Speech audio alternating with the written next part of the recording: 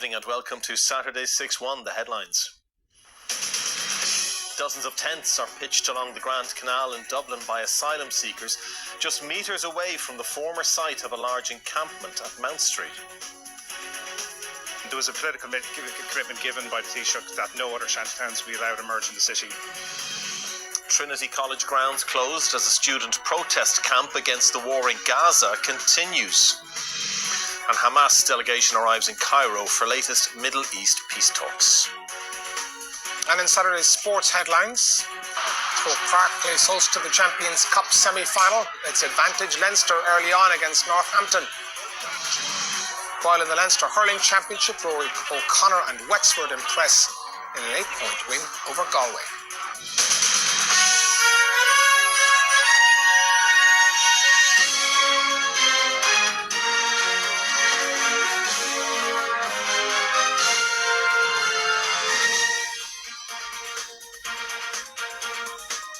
Dozens of tents have been pitched along the Grand Canal in Dublin by asylum seekers who say they have nowhere else to stay.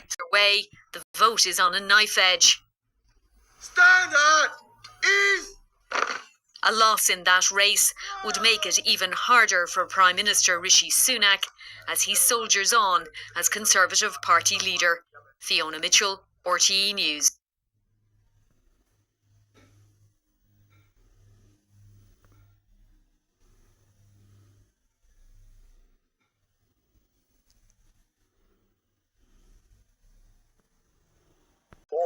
And the challenge of climate change.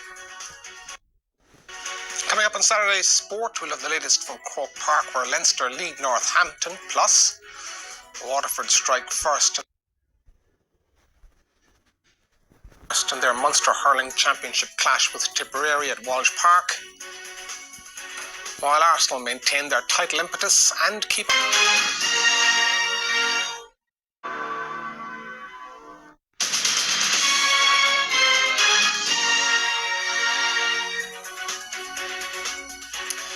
Welcome back. A recap of the main news tonight. Dozens of tents have been pitched along the Grand Canal in Dublin by asylum seekers who say they've nowhere else to stay. Residents in the area are calling on Taoiseach Simon Harris to follow through on his commitment not to allow shanty towns to develop in the capital. Now let's get all of the sport so far this Saturday with Joe. Thanks, Ray. Good evening to you. Yes, rugby is our first port of call this evening. A sold-out Croke Park, the venue for the Champions Cup semi-final meeting of Leinster and Northampton Saints. Now, due to crowd congestion, kick-off was delayed for 10 minutes. But in the 11th minute, James Lowe went over for the game's opening score. That was quickly followed up by another Lowe try. Leinster currently lead by 15 points to nil, approaching the end of the first half. Live coverage continues over on RTÉ2. In Gaelic games, Wexford secured a first victory in their Leinster Senior Hurling Championship campaign. Keith Rossiter's side were 8-point winners over Galway at a sunny Wexford Park. There was little to separate Wexford and Galway in a frenetic start to this Leinster Championship clash. The Conor Whelan score with 10 minutes on the clock gave the tribesmen a 1-point lead, 5 points to 4. Keith Rossiter was hoping for a big response from his side following last weekend's defeat to Antrim, and his team provided that in the second quarter of this encounter. 5 unanswered scores gave Wexford a 4-point lead after 20 minutes. Rory O'Connor with the pick of the bunch. Galway went on a scoring spree of their own. 4 consecutive points brought the teams level nearing the break. An entertaining opening 35 came to a close with Wexford holding a 2-point lead, 15 points to 13. Keane Byrne's score, a fine example of the host's first half work rate and accuracy. It got better for Wexford in the second half.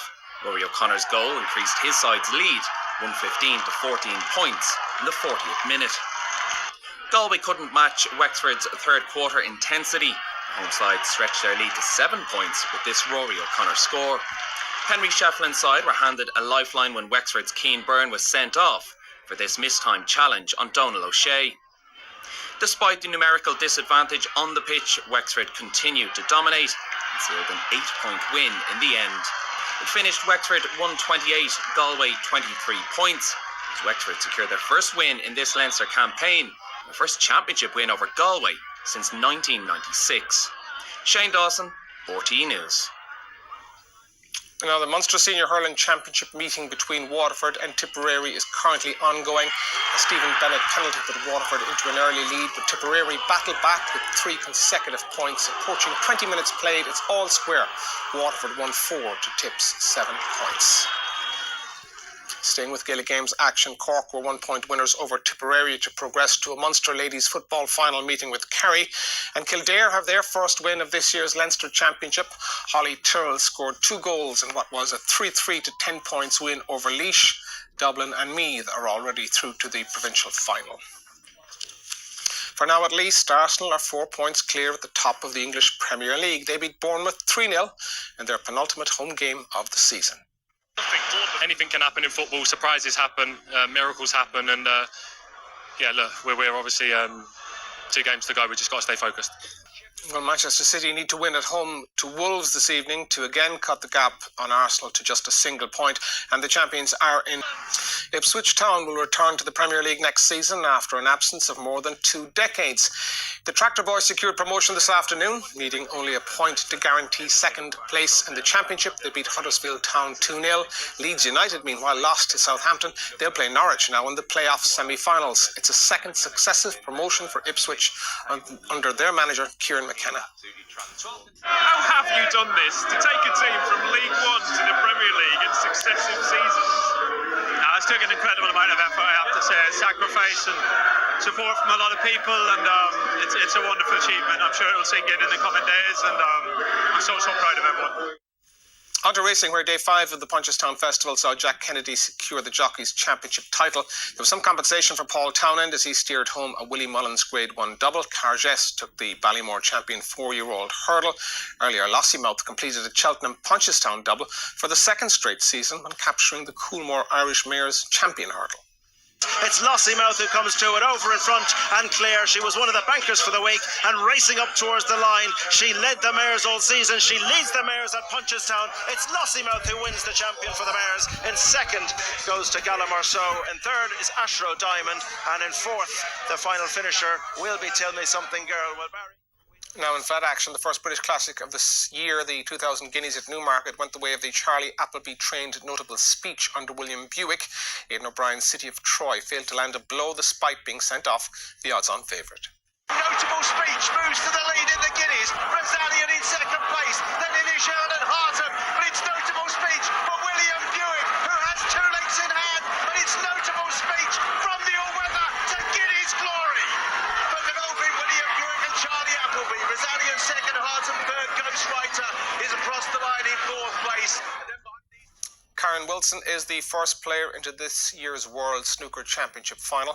The 2020 runner-up resumed overnight, leading Dave Gilbert 14-10. Wilson eventually won by 17 frames to 11. He'll now play Jack Jones or Stuart Bingham. Jones leads 13-10. Their semi-final will be played to a finish tonight. 15-3 to Leinster at half-time. For now, though, back to you, Ray.